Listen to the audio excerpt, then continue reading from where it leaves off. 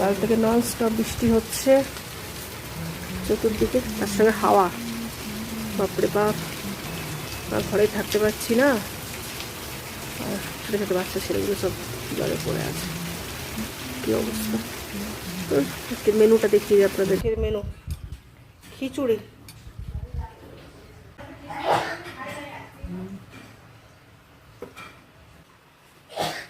পাঁপড় ভাজা আজকে, আর ওদিকে হচ্ছে ডিমের কারি।